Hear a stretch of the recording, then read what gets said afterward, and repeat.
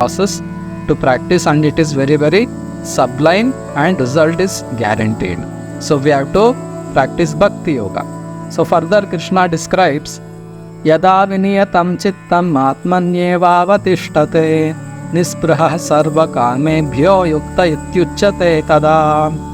When the yogi, by practice of yoga, disciplines his mental activities and becomes situated in transcendence, devoid of all material desires, he is said to have attained yoga. So the ultimate goal of yoga is to fix on the Supreme Lord and give up all material desires.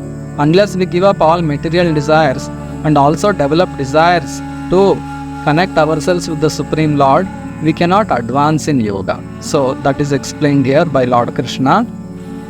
Further, Krishna describes Yatha dipo nivathasto ningate sopama smrita yogino yata chittasya yunjato yogamatmanaha.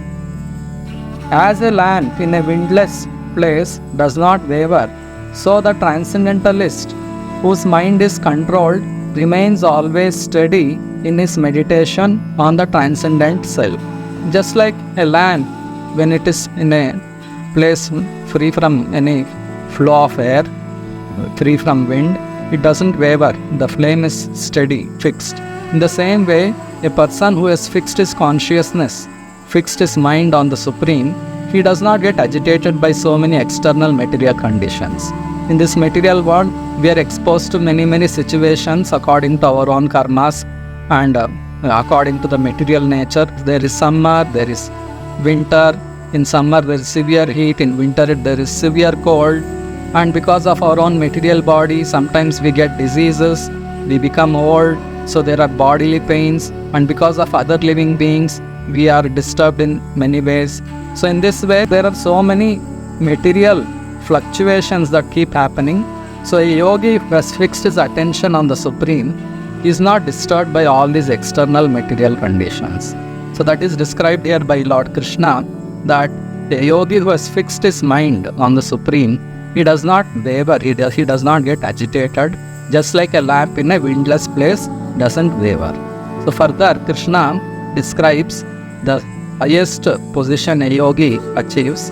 Yatro paramate chittam niruddham yoga sevaya yatra chaivatmanatmanam pashyannatmani tushyati sukham atyantikam yattad buddhi grahyam matindriyam vetti yatra na chaivayam sthitaschalati tatvatah yam labdhva cha param labham manyate nadhikam tatah yasmin sthito na dukkhena gurunapi vichalyate tam vidya dukkha samyoga viyogam yoga sangitam. So Krishna says the stage of perfection is called trance or samadhi, when one's mind is completely restrained from material mental activities by practice of yoga. This is characterized by one's ability to see the self by the pure mind and to relish and rejoice in the self. In the joyous state, one is situated in boundless transcendental happiness and enjoys himself through transcendental senses. Established thus, one never departs from the truth, and upon gaining this, he thinks there is no greater gain. Being situated in such a position, one is never shaken, even in the midst of greatest difficulty.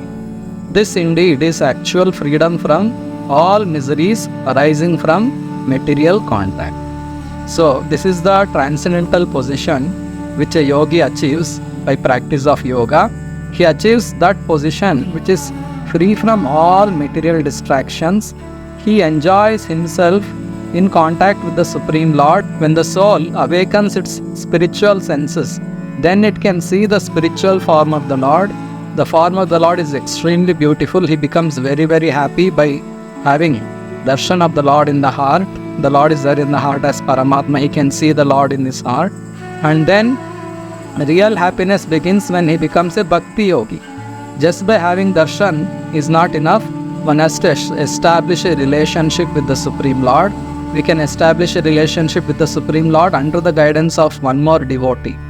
Under the guidance of one more pure devotee, we have to accept a pure devotee as our spiritual master, and we have to learn how to serve the Supreme Lord through the spiritual master, under the guidance of the spiritual master. In that way, when we become trained in serving the Supreme Lord, we can develop our relationship with the Supreme Lord. Once we develop our relationship with the Supreme Lord, and when we offer our loving devotional service through our spiritual senses, we will enjoy unlimited spiritual happiness. So this is the goal of yoga. Goal of yoga is not to achieve. Many people, they are attracted by the byproducts of Ashtanga Yoga. While practicing Ashtanga Yoga, there are many siddhis like Anima, Lagima, Ishitva, Vashitva, like that there are many siddhis one achieves. And to demonstrate that, he comes to the innocent public and displays those siddhis. So the goal of practicing Ashtanga Yoga is not to show some siddhis to people and gain some popularity.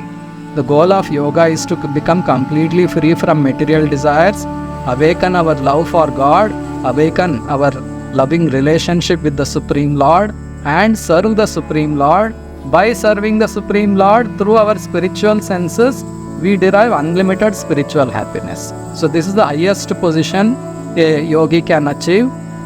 Once achieving this position, he will feel that there is no other gain which is more greater than this position. So that feeling will come, and is not disturbed by any sort of material difficulty once he comes to that original spiritual position, which is also called Swarupa Siddhi, the original constitutional position of the soul. Each and every soul has its original position. In that original position, when we render our service to the Supreme Lord, that is the highest perfection of life. So once we achieve our highest perfection, we will not be disturbed by any material condition. So that is described here by Lord Krishna.